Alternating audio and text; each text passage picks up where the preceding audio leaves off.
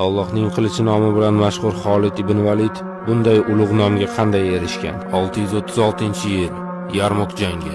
Bir tomonda Vizantiya imperiyasining 150 minglik ulkan qo'shini, ikkinchi tomonda 35 mingga yaqin iymoni va intizomi kuchli bo'lgan musulmonlar.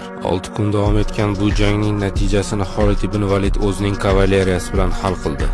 U dushman chegarasini o'z otliqlari bilan aylanib o'tib, kofirlarning orqasidan zarba berdi. Qo'rquvdan shol bo'lgan vizantiyaliklar tartibsiz chekina boshladi. Jangdan so'ng butun Shom hududi musulmonlar qo'liga o'tib, Xolid ibn Valid Allohning qilichi degan nomni oldi.